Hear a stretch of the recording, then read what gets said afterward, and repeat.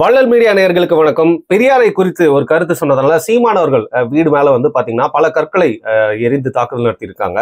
இதுல சிலது வந்து கருங்கல்கள் சொல்றாங்க, சிலது வந்து சிவப்பு கல்கள்னு சொல்றாங்க, அது செங்கல்னு சொல்றாங்க. இல்ல கருப்பும் சிவப்பும் சேர்ந்த கண்களா? வாருங்கள் விவாதிப்போம். வணக்கம் பாரி. வணக்கம். என்னங்க இல்ல கல்லுல என்ன கலர் கலரா சொல்றீங்க? ஏங்க சும்மா, அதாவது ஒருத்தர் சொன்னாரு நீங்க சகுனின்னு, எனக்கு இப்பதான் தெரியுது அது உண்மை அப்படின்னு. சில பேர் இந்த கார்ட்டூன்ல எல்லாம் திரி பெருசா வச்சு பாம் அங்க இருக்கும் பாத்தீங்களா, ஸ்லோவா போய் ஒரு 2 வருஷத்துக்கு முன்னாடி வந்து பத்த வச்சிருக்கீங்க. அது கொஞ்சம் கொஞ்சமா வந்து இன்னைக்கு பல இடங்கள்ல டமால் டிமில் வெடிச்சிட்டு இருக்கு. நீங்க தான் காரணம் இதுக்கெல்லாம். 2013 இருந்து ஈவேராவை எதிர்த்து கொண்டிருக்கிறோம். அதற்கு முன்பு இருந்தே சில தமிழ் தேசியவாதிகள் எதிர்த்ததும் உண்மைதான். ஆனா சமூக வலைதளத்துல அந்த எதிர்ப்பை வந்து கொண்டு வரதுக்கு என்னுடைய பங்கும் இருக்கு, அவ்வளவுதான். அதை நம்ம சொல்லிட்டு கடந்து போறோம். இப்ப சமீப காலமாக நாம் தமிழர் கட்சியும் ஈவேரா வந்து தமிழ் தேசியத்திற்கு எதிரானவர், தமிழ் இனத்திற்கு எதிரான பல கருத்துக்களை சொல்கிறார் அப்படிங்கிறதுல இன்னைக்கு ஒளிவு மறைவின்றி அது வேறொரு கட்சியோடைய வருகைக்கு அப்புறம் பேச ஆரம்பிச்சிருக்காங்கிறது ஒரு விமர்சனமாக இருக்கிறது. நான் என்ன சொல்றேன், இப்போதாவது அவர்கள் பேச தொடங்கி இருக்கிறார்களே என்பதற்கு ஒரு விஜய் சொல்றீங்க நீங்க. விஜய் கட்சிக்கு அது ஒரு விமர்சனமாக வைக்கிறாங்க. அவங்க வந்து ஈவேராவை வழிகாட்டின்னு சொன்ன உடனே இவங்க வந்து வழிகாட்டிலாம் கிடையாதுன்னு சொல்ற மாதிரி சொல்றாங்க. நான் என்ன சொல்றேன்னா, ஈவேரா அவர்கள் தமிழ் சமூகத்திற்கு எங்கேயுமே ஒரு வழிகாட்ட இல்லை. இன்னொன்னு என்னன்னா, அவரே ஒரு வழியையும் உருவாக்குனதும் கிடையாது. அவர் பேசிய அத்தனை கருத்துக்களும் உலக அறிஞர்களால் பலரால பேசப்பட்ட கருத்துக்களை அவர் பேசினாரு. ஃபெமினிச கோட்பாடு அன்னைக்கு வந்து பாத்தீங்கன்னா உலக மத்தியில ஃபெமினிஸ்ட் கோட்பாடுகள் பல தலைவர்களால் பேசப்பட்ட ஒரு விஷயம். அதோடைய சாயல்ல அவர் இங்க பேச ஆரம்பிச்சாரு. அதே போல நீங்க வந்து இருக்கக்கூடிய வெவ்வேறு கருத்து பகுத்தறிவு சிந்தனை இதுன்னு எடுத்தீங்கன்னா எல்லாமே அது எங்க போய் முடியுதுன்னு பாத்தீங்கன்னா வெவ்வேறு மேலை நாட்டு அறிஞர்களுடைய கருத்துக்களை இவர் பேசியிருக்காருங்கிறது தான் உண்மை. நான் வந்து அதுக்கு குறை சொல்லலை. எல்லாருமே அடுத்தவங்களுடைய கருத்துக்கள், ஏன்னா ஒரு விஷயத்த பேசும்போது இன்ஸ்பயர் ஆகி பேசுறதுங்கிறதெல்லாம் இல்லை. ஆனா இன்னைக்கு ஒரு படி மேல போய் என்ன ஆயிடுச்சு அப்படின்னா, ஒரு நிலையாக செயல்பட்ட நபரா ஈவேரா அப்படின்னு பாத்தீங்கன்னா கிடையாது. அவர் வைக்கிற ஸ்டாண்டுக்கு அவர் எங்கேயுமே உண்மையாக இருந்தது இல்லைங்கிறது அவரோட வாழ்க்கையிலே நீங்க பார்த்தா தெரிஞ்சுக்கலாம். அப்ப அவர் இஷ்டப்பட்டதுக்கு மாறி மாறி மாறி மாறி செயல்பட்ட ஒரு நபர். அவரை வந்து ஒட்டுமொத்த தமிழ் இனத்திற்கும் இவர் தான் வந்து எல்லாத்தையும் வழிகாட்டினாரு, இவர் தான் எல்லாத்தையும் செஞ்சாருன்னு சொல்லி தொடர்ச்சியாக திராவிட இயக்கமும் திராவிடம் சார்ந்த செயல்பாட்டாளர்களும் பேசிக்கொண்டே வந்தார்கள். அதோடைய விளைவாகத்தான் இந்த எதிர்ப்பு ஈவேராங்கிற இந்த பொய் பிம்பம் தகர்த்தெறியப்பட வேண்டிய ஒரு பிம்பம்ங்கிறது தமிழ் தேசியவாதிகள் பார்வையில வந்தது. அதை நாம் பேசினோம். அது இன்னைக்கு வந்து ஒரு பூதாகரமாக மாறி இருக்கு. இன்னைக்கு என்னன்னா, திரு சீமான் அவர்கள் இன்னைக்கு வந்து ஈவேரா எதிர்ப்பு அப்படிங்கிறதையும் எடுத்து பேச தொடங்கி விட்டார். ஒரு காலத்துல அவங்க மேடையிலேயே பேசிய நபர் தான், ஈவேரோட சிந்தனையை ஏற்றுக்கொண்ட நபர் தான். ஆனா இன்னைக்கு அவர் மாறுபட்டு நிற்கிறாரு. இன்னைக்கு கேள்விகளை கேட்கிறார். இன்னைக்கு வந்து ஈவேராவுடைய மறுபக்கமாக இருக்கக்கூடிய மறைக்கப்பட்ட முகமாக இருக்கக்கூடியதை இன்னைக்கு பொதுமக்கள் மத்தியில அவர் அம்பலப்படுத்த வேண்டிய இடத்துக்கு வந்துட்டார். இன்னைக்கு பேசுறாரு. ஆனா இன்னைக்கு அதுக்கு ஒரு எதிர்வினையாக இது ஆக்சுவலா டைவர்ஷன் டெக்னிக். தொடர்ச்சியாக திமுகக்கு வந்து அந்த அண்ணா யூனிவர்சிட்டி பிரச்சனையில வந்து ஒரு பெரிய அழுத்தம் ஏற்பட்டு கொண்டே இருக்கிறது. இப்ப அதை மாத்தணும் எப்படியாவது. அப்ப அதை மாத்துறதுக்கு ஒரு டைவர்ஷன் டெக்னிக்காகவும் இதை பயன்படுத்திக் கொள்கிறார்கள். அதுதான் உண்மை. ஆனா இன்னைக்கு இந்த ஒரு விவாதம்ங்கிறது வந்திருக்கு. இது விவாதம்ங்கிறத கடந்து ஒரு வன்முறை வெறியாட்டம்ங்கிற இடத்துக்கும் போய் நகர்ந்திருக்கு. அதான் வந்து கோவை கி ராமகிருஷ்ணன் அவர்கள் வந்து அவர்களுடைய தலைமையில ஒரு போராட்டம்ங்கிற பேர்ல சீமான் அவர்களுடைய வீட்டை முற்றுகையிட்டு போராட்டம் தொடங்குறாங்க. இதுவே ஒரு எவ்வளவு ஒரு இழிவான செயல் தெரியுமா? ஏன் அப்படின்னா, முதல்ல சீமான் அவர்கள் ஒரு கட்சி தலைவர். ஒரு கட்சி தலைவருங்கிற இடத்துல இருந்துதான் ஈவேரா அவர்களை அவர் விமர்சிக்கிறார். அப்ப முற்றுகை போட வேண்டியது எங்க? கட்சி ஆபீஸ்ல. நாம் தமிழருக்கு கட்சி அலுவலகம் இருக்கு, அங்க போய் முற்றுகை போட்டா அது வந்து பொலிட்டிக்கல். ஆனா நீங்க எங்க வந்து முற்றுகை போடுறீங்க? பர்சனல் ஸ்பேஸ்ல வந்து முற்றுகை போடுறீங்க, தங்குற வீடு, ரெசிடென்ஸ் சொல்றீங்க. இந்த முற்றுகை போடுறதே அப்படிங்கிறதே இது ஒரு விதத்துல சரியா அப்படின்னு பாத்தீங்கன்னா சரி கிடையாது. இது எப்ப இந்த முற்றுகைங்கிறது வரும் அப்படின்னு பாத்தீங்கன்னா, இன்னைக்கு வந்து பாஜக காரங்க ஏதாவது ஒரு சாமியை பத்தி யாராவது ஒருத்தவங்க தப்பா போட்டுட்டாங்க அப்படின்னா அவங்க வீட்டை போய் நாங்க முற்றுகை போடுறோம், அவங்க அலுவலகத்தை போய் நாங்க முற்றுகை போடுறோம், எப்படி எங்களோட மதத்தை நீ வந்து கேள்வி கேட்கலாம், எப்படி எங்க கடவுளை நீ கேள்வி கேட்கலாம் அப்படின்னு சொல்லி ஒரு மத வழிபாட்டையோ இல்ல அவங்க புனிதம் என்று கருதக்கூடிய எதையோ ஒன்ன விமர்சிச்சா முற்றுகை போராட்டங்கள்ல ஈடுபடுறாங்க. வடக்குல இருந்து தெற்கு வரைக்கும் அது அந்த பாஜகவுடைய ஸ்டாண்டு. இப்ப அதுல இருந்து கோவைக்கு ராமகிருஷ்ணன் அவர்கள் எந்த இடத்துல மாறுபடுறாரு? இங்க கொஞ்ச நாளைக்கு முன்னாடி இப்படிதான் வந்து அந்த நாம் தமிழர் கட்சியோட ஆபீஸை வந்து எதுவும் முற்றுகையிட போனாங்க. அங்க முற்றுகையிட விடாம வந்து திரும்பி அடிச்சு அமைச்சா எப்படிங்க? அதனாலதான் சரி வீட்டு பக்கம் வந்து பார்க்கலாம் அப்படின்னு பாத்துருக்காங்க. அங்கேயும் போனா இது பண்றீங்க, இங்கேயும் போனாலும் தப்புங்கிறீங்க. இங்க பாருங்க, இந்த முற்றுகை போராட்டம்ங்கிறதே நீயா நானா ஒத்தைக்கு வரியா அப்படிங்கிற கான்செப்ட் தான். நீ வந்து அடுத்த வீட்டுல வந்துட்டு முன்னாடி நின்றுட்டு இருப்ப, இல்ல வந்து ஒரு அலுவலகத்துல வந்து முன்னாடி இருந்து முற்றுகை போடுவ அப்படின்னா அப்புறம் அங்க இருக்கிறவங்க வந்து செக்யூரிட்டி மெஷர்ஸ் ஏதாவது பிரச்சனை ஆயிடக்கூடாதுன்னு இருக்கா, அப்புறம் அவங்க பாதுகாத்துக்குவாங்க தானே. சோ அது தேவையில்லாத பிரச்சனைகளை தான் உருவாக்கும். இப்ப ஒரு கருத்து முரண் ஏற்படுது உங்களுக்கு, சீமான் அவர்கள் பேசியதுல உங்களுக்கு பிழையான கருத்துக்கள் இருக்கு, இல்ல அவர் ஈவேராவை பற்றி பேசியதெல்லாம் பொய்மைவாதம் அப்படின்னா நீங்க ஆக்சுவலா என்ன சேலஞ்சுக்கு தயாரா இருக்கணும்? ஆதாரத்தை காட்டு. ஆதாரத்தை காட்டு. இது ஆதாரம் இல்லாமலாம் யாரும் இங்க பேசல. சரி, ஆதாரத்தை வச்சிருக்கனாலதான் பேசுறீங்க. இப்ப ஆதாரம் இல்லாமலாம் பேசினா என்ன சிறைப்படுத்திருக்க மாட்டாங்களா, இல்ல சிறையில பிடிச்சி போட்டுருக்க மாட்டாங்களா? சோ இப்ப ஆதாரம் எல்லாம் இருக்கிறது. நீங்க பேசியதுக்கு நீங்க நீதிமன்றத்துல போய் ஒரு விசாரணையாகவோ இல்ல ஒரு வழக்காகவோ பதிவு செய்தீர்கள் என்றால் அவர் பேசினது உண்மைதாங்க, அதை தாங்க நாங்க எடுத்து பேசணும்னு சொல்லி அந்த புத்தகத்தையும் பேஜ் நம்பரையும் காட்டிட்டு வந்துட்டே இருக்க போறாங்க. இப்ப ஈவேராவுடைய பிம்பம் தகர்க்கப்படுவது இவர்களுக்கு பிடிக்கல. இப்ப நம்ம இந்த காணொலியில என்னத்தை புரிஞ்சுக்க போறோம் அப்படின்னா, ஈவேரா பிம்பம் தகர்க்கப்படுவது எதனால் இவர்களுக்கு பிடிக்கலங்கிறதான் இப்ப நான் வந்து நம்ம இதுல புரிஞ்சுக்க போறோம் இந்த காணொலியோட முடிவுல. சரி, இப்ப நீங்க வந்து உண்மையாகவே அவர் பகுத்தறிவு தந்தை, பகுத்தறிந்துதான் ஒரு விஷயத்தை செயல்படணும் அப்படின்ட்டு இவங்க எல்லாம் ஒரு கதையெல்லாம் சொல்லுவாங்க. ஏதோ ஒரு அக்ரஹாரத்துக்கு ஏதோ ஒரு வழியில ஈவேரா அவர்கள் ஒரு கூட்டமாக செல்லும் பொழுது அங்கிருந்து ஒரு பிராமணர் வந்து செருப்பை வீசி அடிந்தார். ஒரு செருப்பை வாங்கி வைத்து கொண்டு அடுத்து திரும்ப பேசுறாரு, இன்னொரு செருப்பு வந்து அப்ப இப்பதான் இந்த 2 செப்பலும் பயன்படும் அப்படின்னு சொல்லிட்டு போனாருன்னு இவங்களே தான் ஒரு கதை அடிப்பாங்க. அது உண்மையா நடந்துச்சா பொய்யா என்னன்னு தெரியல. செம்மையா ஆக்ட் பண்ணிருப்பாரு அந்த சீன். ஆமா, அப்ப இதெல்லாம் உண்மையா நடந்துச்சானே தெரியல, இவங்க சும்மா கதை அடிச்சுட்டாங்களான்னு நமக்கு தெரியல. ஆனா இதெல்லாம் வந்து ஈவேராவுடைய வாழ்க்கை குறிப்புன்னு சொல்லி இவங்க சொல்லிட்டு இருக்கிற கருத்துக்கள். இப்ப நான் கேட்கறது என்ன அப்படின்னா, இப்ப இந்த அளவிற்கு அவர் வந்து தர்க்க ரீதியாக செயல்பட வேண்டும், அவங்க செருப்பு எறிஞ்சாலும் அது நமக்கு பயன்பாடா இருக்கணுமா, இதுதானே பார்க்கணும்ட்டு. இப்ப நீங்க தானே செருப்பு எறிகிறீங்க, நீங்க தானே கல் எறிகிறீங்க. அப்ப ஈவேராவை ஃபாலோ பண்றவரா இருந்தா நீங்க என்ன சொல்லியிருக்கணும்? ஒரு கருத்து வருது அப்படின்னா அந்த எதிர்கருத்துக்கு வாதங்களை வைக்கணும். ஈவேரா அப்படி பேசவே கிடையாது, நீங்க சொல்றது பொய், அவர் எங்க பேசியிருக்காருன்னு கேட்கிறோம். இவங்க தான் எடுத்து காட்டுறாங்க.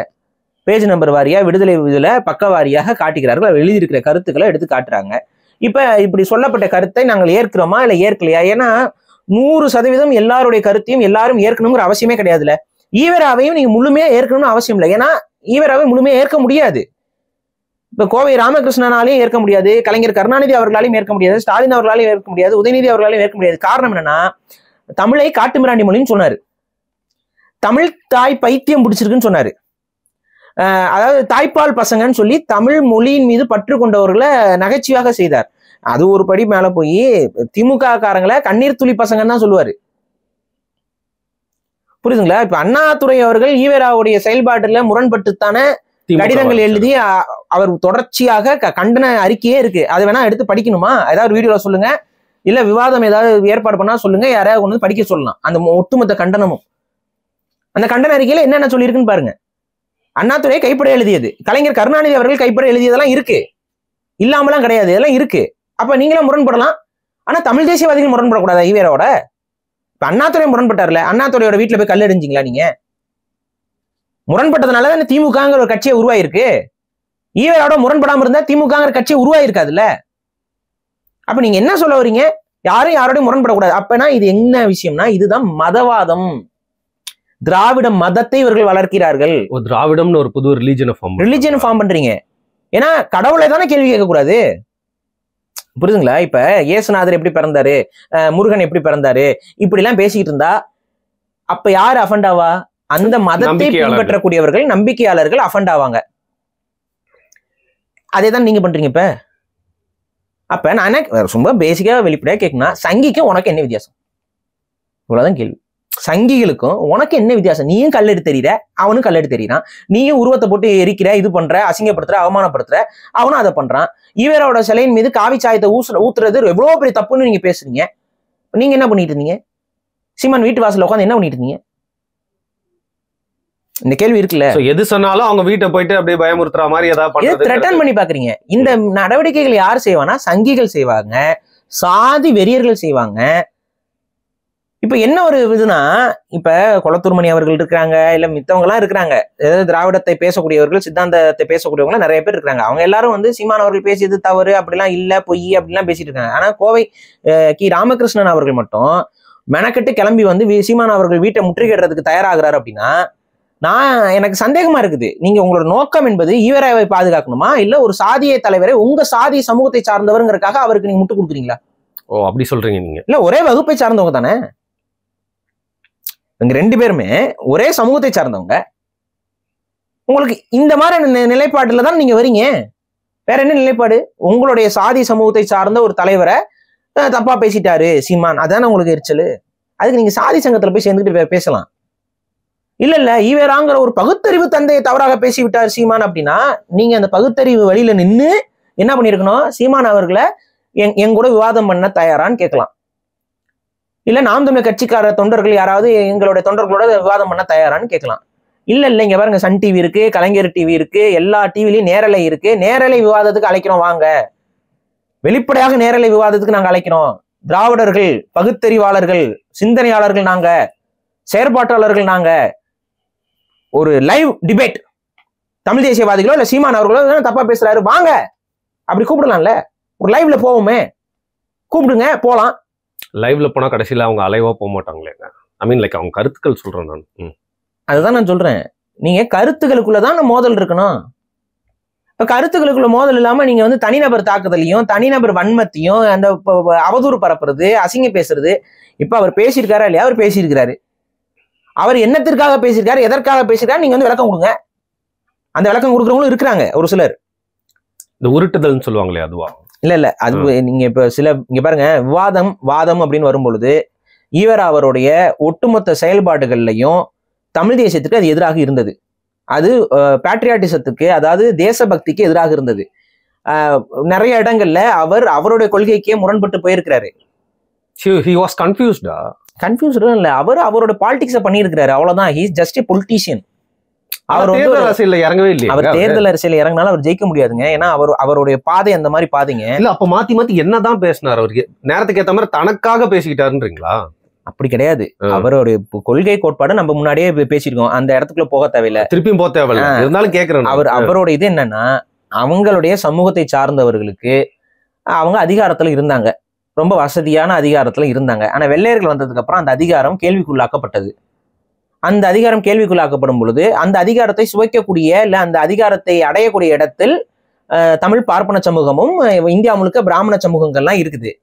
அப்ப அதை பாக்குறாரு. அதை பார்த்த உடனே இவங்கெல்லாம் வந்து பதவியெல்லாம் பெற்றுட்டு போறாங்க. ஆனா நம்ம ஜமீன்தார்களா இருந்தவங்க, நம்மளுடைய மன்னர்களாக இருந்த மூதாதைகள்லாம் இருக்கிறாங்க. ஆனா அவங்கெல்லாம் வந்து இவங்ககிட்ட கப்பம் கட்டிக்கிட்டு இதுக்கிட்டு கலெக்டராக இவங்க வரும்போது இவங்க கீழே நீங்க இறங்கி போற. அப்ப அந்த அடிப்படையில அவர்களுக்குள்ள இருந்த கருத்து முரண், அந்த கருத்து முரணை அதை வந்து ஒரு இது பண்ணிக்கிறதுக்காக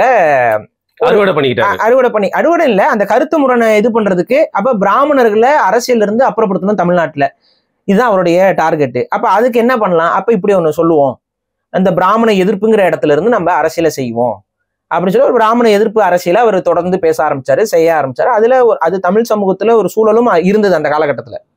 ஏன்னா பிராமணர்கள்லாம் வந்து அதிகாரத்துல போய் அமர்ந்து கொண்டு இந்த மண்ணின் மைந்தர்களுடைய கோரிக்கைகளையோ அந்த மண்ணின் மைந்தர்களுக்காக சிந்திப்பதையோ அவர்கள் விட்டு ஒழித்த காலமாக இருந்தது. அது அந்த காலகட்டத்துல எல்லாம் இவங்க உள்ள பூந்துக்கிட்டு பேச ஆரம்பிச்சாங்க. அது அந்த மக்களுடைய போராட்டத்தோட இசைந்து இருந்ததுனால ஈவேராவை ஒரு சிலர் ஏற்றுக்கொண்டார்கள், பெரும்பான்மையான மக்கள் ஏற்றுக்கொள்ளல. பெரும்பான்மையான மக்கள் ஏற்றுக்கொண்டிருந்தால் கண்டிப்பாக ஈவேரா அவர்கள் தேர்தல் பாதை நோக்கியே வந்திருப்பாரு. சரி, இப்ப இன்னொரு சந்தேகம், நீங்க தமிழ் பார்ப்பனர்கள் சொன்னீங்க, இந்தியா முழுக்க பிராமணர் ஆதிக்கம் சொன்னீங்க. சோ இன்னொரு பக்கம் வந்து அட்லீஸ்ட் அவர் வந்து தாழ்த்தப்பட்ட அப்படின்னு சொல்லப்படுற மக்களுக்காவது உண்மை இல்லையே.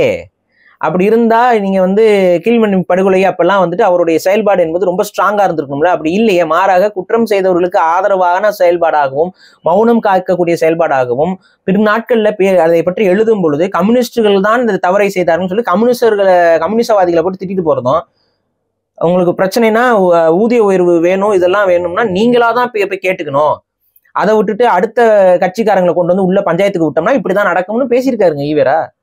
இந்த மாதிரி முன்னுக்கு பின் முரணா தன்னுடைய செயல்பாடுகள்ல நம்ம இதெல்லாம் வந்து காலங்காலமா பேசிட்டு இருக்கிறது தான். ஈவேரா அவர்கள் ஒரு நீங்க எந்த இடத்துல நீங்க தமிழ்நாட்டிற்காக நின்னாரா அப்படின்னா இல்ல, தமிழ் மொழிக்காக நின்னாரானா கிடையாது. தமிழ் மொழியை பற்றி பேசும்பொழுது அவர் தமிழ் மொழியே பல இடங்களை இழிவுபடுத்தி பேசுறாரு.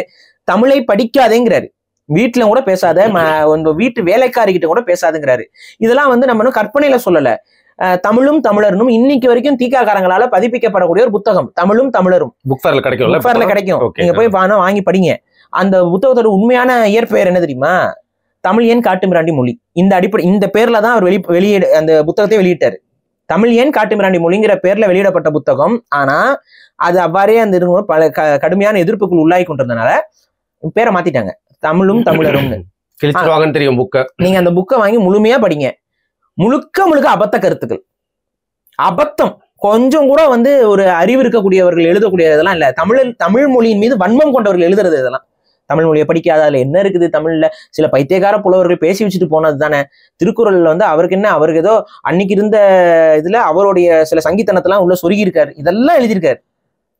திருவள்ளுவரை பற்றி பேசும் பொழுது என்ன, மற்றதை விட திருக்குறள் ஓரளவுக்கு பரவாயில்லைன்னு சொல்லலாம், திருக்குறள் பரவாயில்லையாம். ஆனா அதுலயுமே வந்து பாத்தீங்கன்னா பிற்போக்கு கருத்துக்களை வந்து வள்ளுவர் வந்து அவருக்கு அந்த காலகட்டத்துக்கு தகுந்த மாதிரி சொல்லிட்டு போயிட்டாரு அப்படின்னு எழுதி வச்சிருக்காரு. தொல்காப்பியரை வந்து ஆரிய இதை நடைமுறையை வந்து தமிழ் நடைமுறையாக மாற்றியவர். என்ன இதெல்லாம் இப்ப நான் என்ன கேட்கறேன்னா, நீங்க நினைச்சுக்குவீங்க ஒருவேளை ஈவேரா அவர்கள் தொல்காப்பியத்தை படிச்சிருக்காரோ, திருக்குறளை கிடையாது, சும்மா வன்மத்துல எதை சொல்றோம், என்னைக்கு சொல்றோம், இதெல்லாம் எழுதிட்டு திரும்ப வந்து திருக்குறளுக்கு நான் மாநாடு நடத்த போறேன்னு கிளம்புனாரு. புரியுதா? அவரோட ஸ்டேட்மெண்ட்டுக்கே அவர் உண்மையாகவும் இல்லை.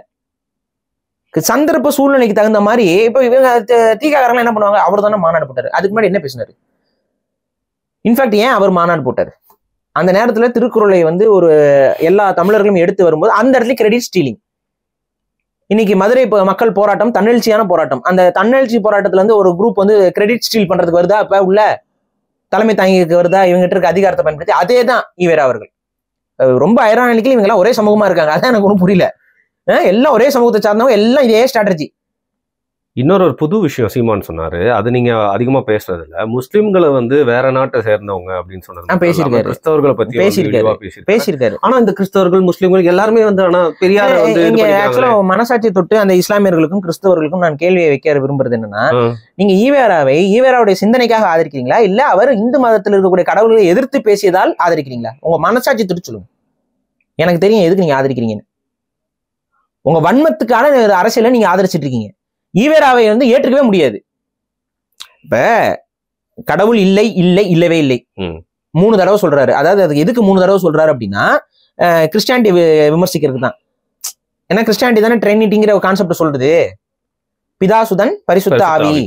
இந்த பிதாசுதன் பரிசுத்த ஆவி இல்லை இல்லை இல்லவே இல்லை. அதனாலதான் இல்லை, பிதா இல்ல, பரிசுத்த ஆவி இல்ல, இல்லவே இல்லை, இல்லவே இல்லை. இதனாலதான் 3 தடவை சொல்றாரு. மித்தபடி எதுக்கு 3 தடவை? இந்து மதத்துல மும்மூர்த்திகள்னு சொல்றது, சிவன் விஷ்ணு இதெல்லாம் இருக்குல்ல, மும்மூர்த்திகள், பிரம்மான்னு சொல்றாங்களா, அந்த மாதிரி மும்மூர்த்திகளை வந்து நான் திட்டுறேன் அப்படிங்கிற பேர்ல இல்லை இல்லை இல்லவே இல்லை, இது எல்லாத்துக்கும் பொருந்துதான் இல்லையா? தலாக் தலாக் தலாக்ன்றாரு. அப்ப இது எப்படி நீங்க ஆதரிப்பீங்க? கிறிஸ்தவர்கள் எப்படி ஈவேராவை நீங்க ஆதரிக்கிறீங்க? உங்க கடவுளை மறுக்கிறாரு.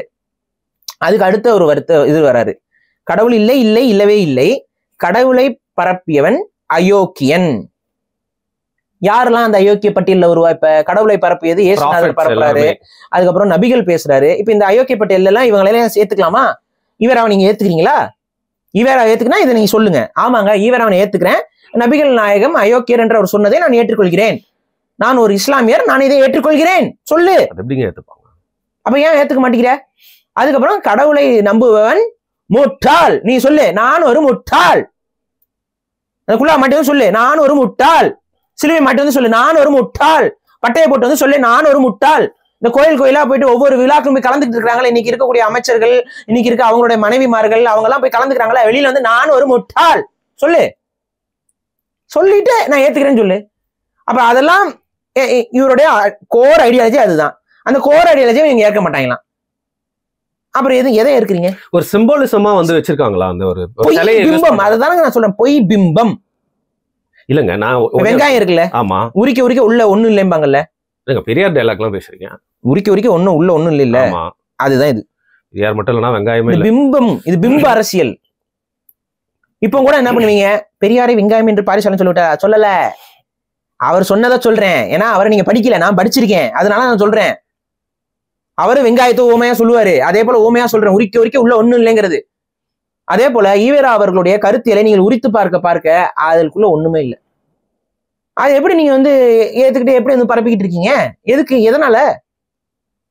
மொழியின் அடிப்படையிலேயே ஏற்க முடியாது, இனத்தின் அடிப்படையில. அவர் எழுதுறாருங்க, அவர் சொல்றாரு, என்ன சொல்றாருன்னா, மொழியின் அடிப்படையில மாகாணம் கேட்கலாமா? கேட்க கூடாதுங்கிறாரு. நம்ம தமிழ்நாட்டுக்கும் நீங்க சொல்ல முடியாது. அவரை மொழியின் அடிப்படையில் எப்படி கேட்கலாம்? சாதியின் அடிப்படையில கேட்கலாம்ங்கிறாரு. இவரை என்ன நீங்க சொல்வீங்க? இது எழுதியிருக்காரு. எனக்கு தான் புரியல, எந்த அடிப்படையில எந்த இதை வச்சுக்கிட்டு நீங்க ஏத்துக்கிறீங்க? ஒரு பேசிக்கான விஷயம் இவங்க எல்லாம் ஏற்றுக்கொள்வதற்கு அடிப்படை காரணம்னா, அவர் பிராமண எதிர்ப்பை மேற்கோள் கட்டி பேசியிருக்காரு, பிராமணர்களை எதிர்த்தாரு.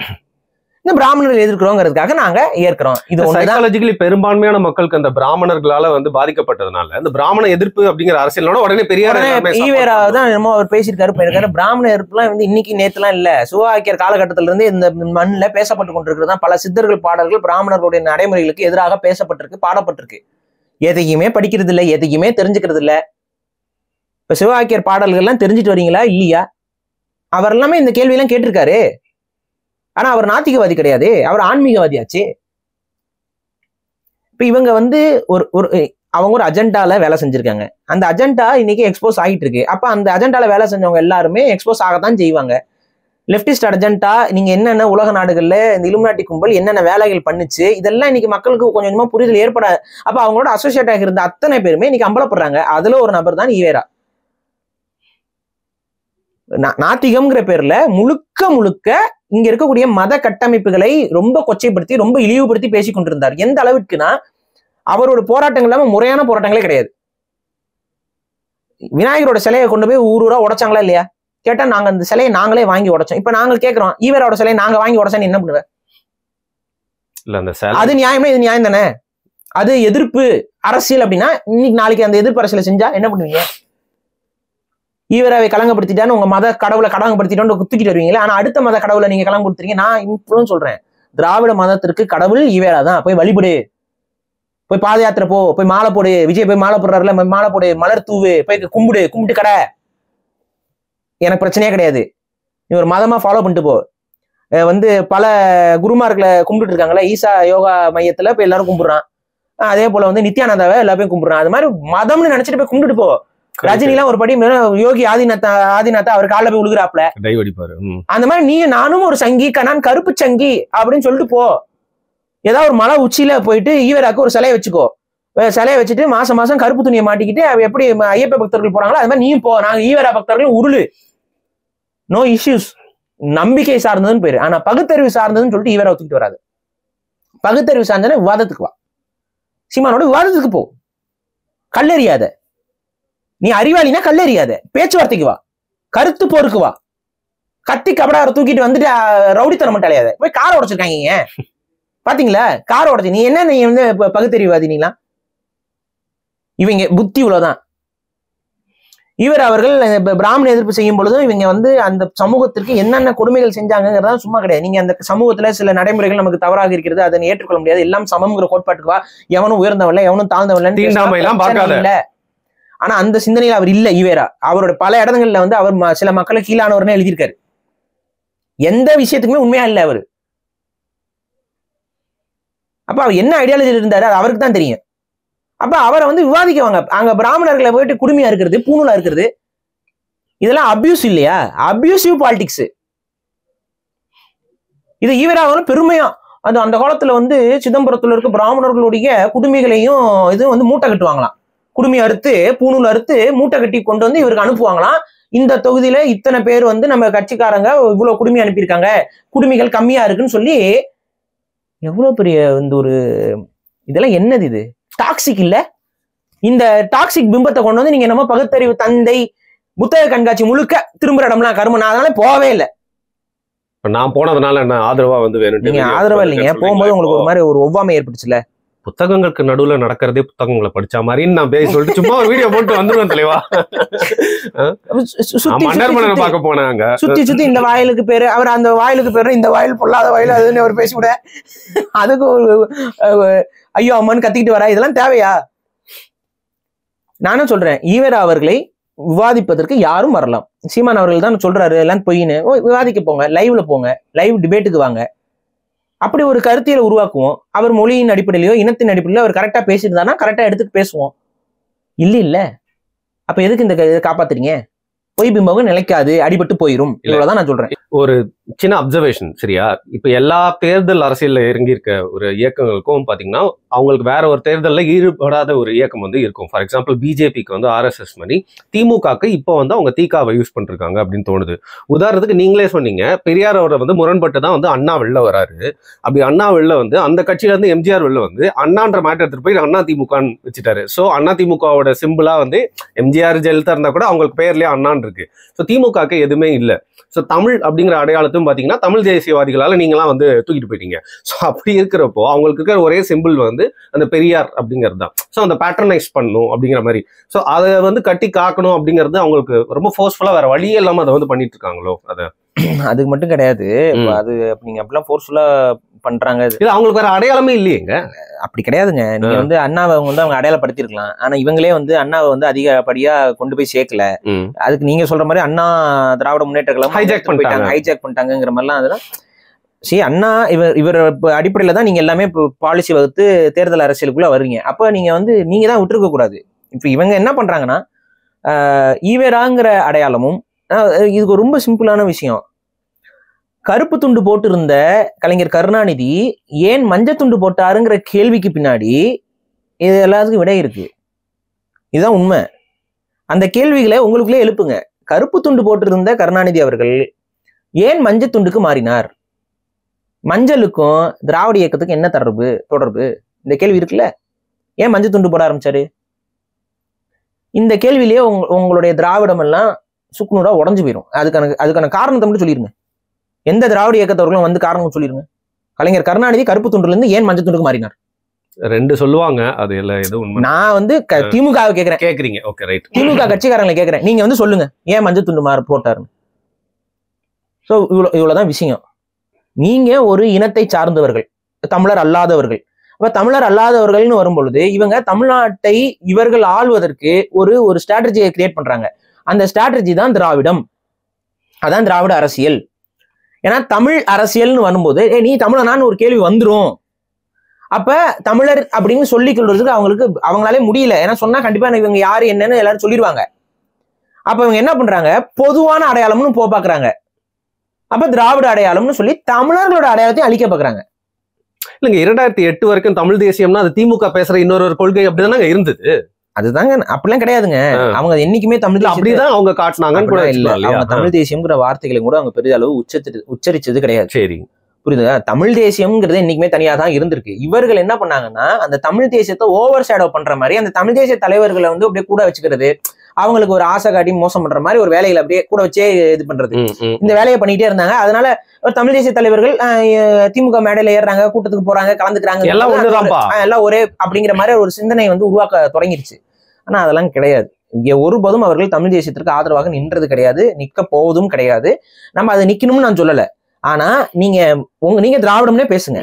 நீங்க தமிழ்நாடு கேட்பாரா இந்த கேள்வி இன்னைக்கு மேடை போட்டு தனித்தமிழ்நாடு கேட்பது தானே தமிழ் தேசியம், அப்படிதான் பேசிக்கிட்டு இருக்காங்க எல்லாம் தீக்காக்காரங்களாம். அப்ப திராவிட நாடு கேட்பது தானே திராவிட தேசியம். கேளுங்க, போய் கேளு, தனி திராவிட நாடுன்னு கேளு, தனி தமிழ்நாடு கேளுங்களேன். நான் கேட்கிறேன், நீ வந்து திராவிட நாடு கோரிக்கையை ஈவேரா அவர்கள் வச்சாரா இல்லையா? அப்ப தனி திராவிட நாடு கேட்பவர்கள் தான் உண்மையான திராவிடர்கள்னு சொல்லு. நீ அதை அங்க பேசிட்டு தனி திராவிட நாடு தான் ஒரே தீர்வுன்னு சொல்லிட்டு நீ வந்துட்டு தனித்தமிழ்நாடு இவங்க பேசல பாருன்னு சொல்லு. ஆனா என்ன வந்து நியாயம் இல்லாம பேசுறது, எதையாவது ஒண்ணு பேசிட்டு போவோம். நான் தான் சொல்றேன், தமிழ் தேசிய அரசியல் சரியான பாதையில் போய்கொண்டு இருக்கிறது. சின்ன சின்ன சறுக்கல்கள் உரசல்கள் இருந்தாலும் அது சரியான பாதையில் மக்கள் புரிந்து கொள்ள தொடங்கி விட்டார்கள். அது வந்து இன்னைக்கு இவங்களுக்கு உறுத்துது. அது உறுத்துது. இரண்டாவது, இவர்களுடைய உண்மையான அடையாளங்கள், இவர்கள் தமிழர்கள் அல்ல, இவர்கள் பிறமொழியாளர்கள் திராவிடங்கிற அந்த மாயைக்குள்ள ஒளிந்திருக்கிறார்கள்ங்கிறது இன்னைக்கு பெரும்பான்மை தமிழர்களுக்கு புரிய தொடங்கிவிட்டது. அந்த வெறுப்புலையும் அந்த வன்மத்திலையும் எப்படியாவது இதை வந்து மடைமாத்திர முடியாதா எப்படியாவது? ஏன்னா இது அந்த ஐடென்டிட்டி ஹிடனா இருக்க வரைக்கும் இவங்க என்ன ரீசனுக்காக இதெல்லாம் பண்றாங்கிறது தெரியாம இருந்துச்சு. இன்னைக்கு ஐடென்டிட்டி ரிவீல் ஆயிடுச்சு, எக்ஸ்போஸ்டா இருக்கனால இன்னைக்கு வந்து எதை பண்ணாலும் மாட்டிக்கிறாங்க. இப்ப ராமகிருஷ்ணன் போன்ற நபர்கள்லாம் வந்து ஈவேராங்கிற அந்த பொய் பிம்பத்துக்கு பின்னாடி ஒளிஞ்சுக்கலாம்னு நினைச்சுக்கிட்டு இருந்தாரு. இன்னைக்கு ஒளிய முடியல. இப்ப தான் ஆடாவிட்டாலும் தன் தசை ஆடுமுள்ளு அப்படின்னு ஒரு தெலுங்குல ஒரு பழமொழி இருக்கு. தான் ஆடாலு தன் தசை ஆடாலு அப்படின்னு ஒரு பழமொழி. சும்மா முன்னாடி உட்கார்ந்துருக்கன்றதுனால எதை வேணா என் காதுக்குள்ள அந்த லூ எல்லாம் எடுத்து விடுவீங்க. அதான் அந்த லூன்னு ஒரு பழமொழி இருக்கு. அந்த லூ பழமொழிக்கு ஏற்ப ஒரு திராவிட லூ இன்னொரு திராவிட லூவை காப்பாத்துறதுக்கு கல்லெறிகிறார் லூ. வேற என்ன? ஏன் தமிழ் திராவிடவாதிகள் பண்ணாத ஒரு வேலையை கோவை ராமகிருஷ்ணன் பண்ண வேண்டிய அவசியம் என்ன? இந்த கேள்வி இருக்குல்ல. அங்க இருந்து கிளம்பி வந்து வீட்டுல ஆள் இல்லாத வீட்டுல வந்துட்டு அது ஒரு ஜோக் இருக்குங்க, பாத்திருக்கீங்களா? சுப்பிரமணியம் ரொம்ப நாளா அவங்க போய் ஊரை விட்டு போய் ரொம்ப நாள் ஆச்சுடான்னு சுப்பிரமணியபுரத்துல ஒரு ஜோக்குங்களா? அந்த மாதிரி வீட்டுல ஆள் இல்ல, வீட்டு வாசல்ல நின்றுகிட்டு போட்டு ஏதோ ரோட்ல நின்ன காரை வந்து அடிச்சு உடச்சு, ஏதோ கொடி போட்டு இருந்துச்சான், நாமக்கல் கொடி போட்ட காரை போயிட்டு அடிச்சு உடச்சு பொது சொத்துக்கு களங்கம் வச்சு ரவுடித்தனம் பண்ணிட்டு, இது ஒரு அரசியல். அவ்வளவு திராணி இருந்துச்சுன்னா வாங்க. ஒரு முறை வந்து சுபவீர பாண்டியனும் ஐயா மணியரசன் அவர்களும் ஒரு லைவ் கூட இல்ல, அது வந்து ஒரு டிபேட்ல கலந்துட்டாங்களா, ஒரு மேடை டிபேட்ல. அந்த மாதிரி டிபேட்டுக்கு ஏற்பாடு பண்ணுங்க. ஓப்பனா கலந்துருக்காங்களே அன்னைக்கு. அதனாலதான் இனிமேல் கலந்துக்க கூடாதுன்னு முடிவு பண்ணிட்டாங்க. உண்மை உங்க பக்கம் தான் நீங்க ஜெயிப்பீங்க. பொய்ய வந்து எவ்வளவு நாளைக்கு தூக்கி சுமக்க போறீங்க? அந்த பொய் மூட்டையை தூக்கி ஓரம் போடுங்க. ஈவரா என்பது நீங்கள் உருவாக்கிய பொய் மூட்டையின் ஒட்டுமொத்த வடிவமாக இருக்கிறார். உங்களோட பொய் கருத்துக்கள் எடுபடாது. இன்னைக்கு எல்லாம் அம்பலப்பட்டுக்கிட்டு இருக்கு. அடுத்தவங்க சொன்னதுக்கெல்லாம் வந்து கீழே ஈவேரா பெரியாருன்னு போட்டு நீ ஒப்பேத்த முடியாது. இந்த ஃபேக்ட் செக் இருக்கிற தம்பிகள்லாம் அவங்க எப்ப போய் ஃபேக்ட் செக் பண்ணாலும் நம்ம பிடிச்சி கேட்கறோம், யுனெஸ்கோ அவார்டு கொடுத்தாங்களா இல்ல? உண்மையை சொல்லுன்னா யுனெஸ்கோ மன்ற அவார்டு வாங்கினது உண்மைதான். ஏய், அதனால யுனெஸ்கோ கூட ஒரு மன்றம் ஆட் ஆகுது? உண்மையை சொல்லு. யுனெஸ்கோ மன்றம் அதுவா? நாங்க தான் போற வழியில ஒரு கடையை திறந்து யுனெஸ்கோ மன்றம்னு பேரை வச்சோம். அப்படி பார்த்தா நேத்து கூட தான் காந்தி எனக்கு போன் அடிச்சு பேசினாரு. நீங்க கூட தான் லெமுரியா டீ ஸ்டால்னு ஒண்ணு இருக்குது. அதான் காந்தி எனக்கு போன் பண்ணி பேசினாரு. ஆமா, நண்பர் காந்தி, திருமுருகன் காந்தி நம்பிட போறாங்க. அப்படித்தானே இருக்கு. யுனெஸ்கோ அவார்டு கொடுக்கணுங்கிற யுனெஸ்கோ எல்லாம் தனி மனிதர்களுக்கு அவார்டே கொடுக்கறது இல்ல. அது வந்து யுனெஸ்கோங்கிறது என்ன, உலக சின்னங்களுக்கு ஹெரிட்டேஜ் சைட்ஸுக்கு எல்லாம் கொடுக்குறது. அவங்க என்ன சொல்ல வராங்கன்னு புரியுதா? ஈவேரா ஒரு ஹெரிட்டேஜ் மான்யூமெண்ட். இது ஒரு உணர்த்திற்கு யுனெஸ்கோவே அவார்டு கொடுத்துருக்கு. அது கேட்டிருப்பாங்க போல, ஐயா யுனெஸ்கோ தர முடியாது போய் அப்படின்னு ஒண்ணு. அப்படியா, நீ தரணும், நாங்க ஆரம்பிக்கிறோம் யுனெஸ்கோவே, நாங்க ஆரம்பிக்கிறோம். நீ எப்படி ஆரம்பிப்ப? யுனெஸ்கோன்னு ஆரம்பிச்சாதான் நீங்க சண்டை போடுவ. யுனெஸ்கோ மன்றம்னு ஆரம்பிச்சா எவ்வளவு பெரிய ஒரு தப்பான ஒரு விஷயம். இந்த இதை யுனெஸ்கோ மன்றம்னா தமிழ்நாடு பாட சிலபஸ்குள்ள கொண்டு வந்திருந்தாங்க. நாங்கெல்லாம் படிக்கும்போது தமிழ் இன்னைக்கு பெருக்கான்னு தெரியல, எனக்கு இருந்துச்சுன்னா சொல்லுங்க. யுனெஸ்கோ சான்றிதழ் வாங்கினாரு, யுனெஸ்கோ வந்து அவரை கௌரவிச்சதுலாம் போட்டு நாங்க படிச்சோம். நான் ஸ்கூல்ல இருக்கும்போது படிச்சேன். படிச்சிருக்கேன். நீங்க என்ன அப்பதானே இதை பார்த்துதான் புல்புல் பறவையே இன்ஸ்பயர் ஆச்சுன்னா பாத்துக்கோங்களேன். அதான் சொல்றேன், சங்கீத்தனத்திற்கும் உங்களுக்கு எந்த வேறுபாடும் இல்லை. நீங்கள் கருப்பு சங்கிகள்ங்கிறத உங்களுடைய செயல்பாடுகளும் நடைமுறைகளும் காட்டிக்கொண்டே இருக்கிறது.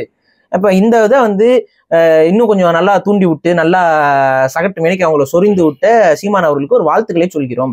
தொடர்ந்து இவ்வாறே செய்யுங்க. ஆனா செய்யும் போது சைட்ல அம்பேத்கர் கம்பேரிசனுக்கு கொண்டு வராதிங்க. ஏன்னா நாளைக்கு அது நாங்க இன்னைக்கு பேசிட்டு இருக்கோம், அப்ப நாளைக்கு திரும்ப நீங்க மாத்தி பேச வேண்டிய சூழல் ஏற்படும். அதனால முடிந்தவரை இங்க இருக்கக்கூடிய பொய் பிம்பங்கள் எதுவாக இருந்தாலும் அந்த பொய் பிம்பங்களுடைய உண்மை அடையாளத்தை மக்கள்கிட்ட சொல்லணும்னா சொல்லுங்க, இல்லைன்னா தேவையில்லை. அவங்கள அவாய்ட் பண்ணிட்டு நீங்க வாட்டு வேற ஒரு அரசியலை செய்யலாம்ங்கிறது தான் நம்ம சொல்ற ஒரு விஷயம். நிச்சயமா எல்லாருக்குமே எதிர்கருத்து இருக்கும், எல்லாருக்குமே முரண்பாடு இருக்கும், எல்லார் கருத்தையும் ஃபுல்லா ஏத்துக்க முடியாது. ஆனா இந்த மாதிரி அடிதடி ஏச்சு பேச்சுகள் நான் சொல்ல நடைமுறையில ஒரு தம்பியை கைது பண்ணியிருக்கிறாங்க. அந்த தம்பி கொஞ்சம் ஆபாசமான சில கருத்துக்களையும் கொஞ்சம் வரம்பு மீறிய சில செயல்பாடுகளையும் செய்து கொண்டிருந்தார். ஆனா அவர் எதற்காக அதை செஞ்சாரு? யாரோ ஒரு தவறானவர்களை திருப்திப்படுத்துவதற்காக சக தமிழ் தேசியவாதிகளும் கூட அவர் கடிச்சு கொதறினாரு. இன்னைக்கு அதற்கான பயனை அவர் அனுபவிக்கிறாரு. இப்ப அவருக்கு ஒரு விஷயம் புரிஞ்சிருக்கும், யாருக்காக இவர் இதெல்லாம் செய்தாரோ அவங்க அழகா பதிவு போட்டு போயிட்டாங்க, சானிடைசர் போட்டு கழுவிட்டாங்க, அப்படியே இது பண்ணிட்டு எனக்கும் அவனுக்கும் எந்த தொடர்பும் இல்லை அப்படின்னு சொல்லிட்டு. அல்ல இது எனக்கு என்ன கொடுமைனா, இவங்களுக்குள்ள இருக்கிற அந்த தொடர்பு எல்லாத்தையும் எடுத்து போடுறாங்கல்ல, அந்த ஸ்கிரீன்ஷாட்ஸ் எல்லாம் நான் பார்த்தேன். அதுல எனக்கு தெரிஞ்ச ஒரு நண்பரு அவர் போட்டிருக்காரு, தலைவன் போல மேதகு தேசிய தலைவர் போல பிறந்தநாள் வாழ்த்துலாம் போட்டு வச்சிருக்காரு. அவன் வந்து கெட்ட கெட்ட வார்த்தையை பேசிக்கிட்டு ஆபாச சொல்ல பேசிக்கிட்டு மார்ஃபிங்லாம் பண்றாரு அவன் அசிங்கமா. அது இப்ப இந்த கேஸ் அந்த மாதிரி என்ன கேஸ் தான். நான் சொல்றேன், தயவு செஞ்சு இந்த டாக்ஸிசிட்டிய தமிழ் தேசியவாதிகள் தமிழ் தேசியம்ங்கிற போர்வைகள் வந்துட்டு பண்ணாதீங்க. என்னமோ எனக்கு நான் அடுத்தவனை திட்டணும், எல்லாரும் இப்ப பாரிசாலனை திட்டணும்னா தாராளமா போய் திட்டிக்கும். ஆனா தமிழ் தேசியம் பேசிக்கிட்டு திட்டாது. தமிழ் தேசியம் பேசிக்கிட்டு பாரிசாலனை விமர்சனம் பண்ணு. தமிழ் தேசியம் பேசிக்கிட்டு நீங்க மற்றவங்களை யாரும் கூட விமர்சனம் பண்ணு. ஆனா இந்த அவச்சொல்லியும் அசிங்க சொல்லியும் போட்டு நீ திட்ட ஆரம்பிச்ச அப்படின்னா, தமிழ் தேசிய ஐடென்டிட்டில இருந்து நீ அதை பண்ண அப்படின்னா அது ஒட்டுமொத்த தமிழ் தேசியத்திற்கும் பெரிய பின்னடைவை ஏற்படுத்தும். அது மட்டும் இல்லாம இன்னைக்கு அவங்க அம்மா வந்து அழுது ஒரு காணொளி நான் பார்த்தேன். அப்படியாங்க? அந்த பையனோட அம்மா அவங்க வந்து கண்ணீர் விட்டு அழுகுறாங்க. இந்த இடத்துக்கு கொண்டு வந்து உங்க பெற்றோர்களை விடாதீங்க. நீங்க கைது செய்யப்படுறீங்க அப்படின்னா, என் பையன் என் மகன் இந்த மண்ணுக்காகவும் மக்களுக்காகவும் உழைத்து போராடி சிறைக்கு போயிருக்காங்கும் பொழுது அவங்களுக்கு ஒரு பெருமை இருக்கும். அந்த தாய்க்கு பெருமை, தைரியம் எல்லாமே இருக்கும். ஒரு நம்ம பையன் நல்லதாண்டா பண்ணிட்டு உள்ள போயிருக்கான் அப்படின்னு சொல்லி அது ஒரு ஒரு தாயோட கண்ணீர் இந்த மாதிரி ஒரு விஷயத்திற்கு ஏற்படும் பொழுது அது நமக்கே ரொம்ப கஷ்டமா இருக்கு. அந்த இடத்துக்கு கொண்டு வந்து தயவு செஞ்சு விடாதீங்க. இதையாவது பாடமாக எடுத்துக்கொள்ளுங்கள். இதை தான் நான் சொல்றேன். நாகரிகமான விமர்சனங்களை வைங்க, நாகரிகமான செயல்பாடுகளை செயல்படுங்க. ஒழுக்கத்தோடு ஒரு விஷயத்தை நீங்க மக்கள் மத்தியில கடத்துனீங்க அப்படின்னா அது மக்கள் மத்தியில் விரும்பப்படும்.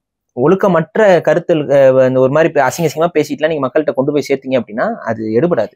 அதுக்கப்புறம் நாளை பின்ன இன்னைக்கு நீங்க ஒரு காலத்துல எடுபட்டு எப்படியா போயிட்டீங்கன்னாலும் கூட அடுத்து வரக்கூடிய சந்ததிகள் உங்களோட அடையாளத்தை ஒழிச்சு விட்டுருவாங்க. ஈவேராக்கா இன்னைக்கு அதான் நடக்குது. புரியுதுங்களா? அவர் மரியாதையா பேசிட்டு இருந்தாருன்னா அவர் இன்னைக்கு அவரோட கருத்துன்னு அது போயிருக்கும். அவரும் இப்படிதான் பேசுவாரு, கெட்ட கெட்ட வார்த்தையை போட்டு. அதனாலதான் அவங்களால அந்த முழுமையான எந்த ஒரு இதுவுமே வெளியிட முடியல. ஏன் வந்து ஈவேராவுடைய ஆடியோ எல்லாம் எத்தனை இருக்கு? ஏன் ஆடியோஸ் நீ வெளியிடலாம்ல? அவர் மேடைகள்ல பேசணும்னா அன்னைக்கே ரெக்கார்ட்லாம் போட்டு கேசட்லாம் இருந்துச்சு. அதெல்லாம் நீங்க ஏன் பொது தளத்துல கிடையாது? யூடியூப்ல ஏன் சும்மா 1-2 ஸ்பீச்ல அவர் எத்தனை கெட்ட வார்த்தை பேசுறாருன்னு பாருங்க. அத்தனை கெட்ட வார்த்தை போட்டு பேசுற ஏதாவது ஒரு அரசியல் தலைவர் அந்த சமகாலத்தில் இருந்தாங்களான்னு போய் பாருங்க. யாருமே பேச மாட்டாங்க. இவர் ஒருத்தர் தான் கெட்ட கெட்ட வார்த்தை போட்டு பேசிட்டு இருப்பாரு, உரிமையில பேசுவாரு, இழிவுபடுத்தி பேசுவாரு, அசிங்கமா பேசுவாரு. அந்த மாதிரியான செயல்பாடுகளை செய்யக்கூடாது. தமிழர்கள் எவரோ ஒருத்தர் செஞ்சுட்டு போயிட்டாரு, தமிழர்கள் செய்யக்கூடாதுங்கிறத நம்ம வைக்கிற கோரிக்கை. அது ஒரு அட்வைஸா எடுத்துக்கோங்க. நம்ம அதுக்காக தான் சொல்றோம். மற்றபடி இந்த ஈவேரா என்ற இந்த பொய் பிம்பத்தை நாம் தமிழர் எதிர்ப்பதை நாம் முழுமையாக வரவேற்கிறோம். சரி, ஓகே. எல்லா இயக்கங்களையும் பாத்தீங்கன்னா சின்ன பசங்களை வந்து அந்த பம்பர் மாதிரி பாட்டா யூஸ் பண்ணிட்டு கடைசியில பிரச்சனை வந்தோன்னு கை கழுவி விட்டுறாங்க. எல்லா இயக்கங்கள்லயும் சூதானமா நடந்துக்கோங்க. அண்ட் நீங்க சொன்ன ஒரே விஷயம் எனக்கு நல்ல மைண்ட்ல இருந்துச்சு. எதிர்கருத்துக்கள் இருக்கலாம், அந்த ஹெல்தி டிபேட்டா கொண்டு போகலாம். இந்த லைவோ இல்ல உட்கார வச்சு பேசி நீங்க அட் எண்ட் நீங்க வந்து தமிழ் மக்களுக்காக தானே பேசுறேன்னு சொல்றீங்க. அப்ப தமிழ் மக்களுக்கு இது சரியா அப்படிங்கிறத நீங்க பாருங்க. நான் ஒண்ணு ரொம்ப சிம்பிளுங்க. ஈவேரா விநாயகர் சிலையை உடைச்சு தன்னுடைய எதிர்ப்பை காட்டினார். இது சரி நீங்க சொல்ல போறீங்களா? இது சரி நீங்க சொன்னீங்க அப்படின்னா நாளைக்கு உங்களோட சிலை எல்லாத்தையும் உடைச்சு எதிர்ப்பை காமிச்சாங்கன்னா என்ன பண்ணுவீங்க? ஏத்துக்க முடியாது. அப்ப அதையும் சரின்னு சொல்லாதீங்கன்னு தான் நான் சொல்றேன். வன்முறை தீர்வாகாது எதுக்கும். அதை போய் சிலையை உடைக்கிறது தப்பு, அது ஒரு ஹேட் மாங்கரிங், அவ்வளவுதான் நான் சொல்றது. அதோட புரிஞ்சுக்கோங்க. விவாதிக்க பண்ணலாம், விமர்சனங்கள் வைக்கலாம். ஆனா வந்து இந்த மாதிரி அடிக்கிறது, உடைக்கிறது, இந்த கல் அடிக்கிறது, இந்த வீட்டு அடுத்தவங்க வீட்டுல போயிட்டு திருட போறது, இந்த மாதிரி முற்றுகை போடுறது, இதெல்லாம் தேவை கிடையாது. ஓகே, ஆசாரிகளுக்கு ரொம்ப டிமாண்ட் இருக்கு போகுது ஃபியூச்சர்ல. ஏன்னா பல பர்னிச்சர்கள் உடைய போகுது. மிக்க நன்றி. நன்றி.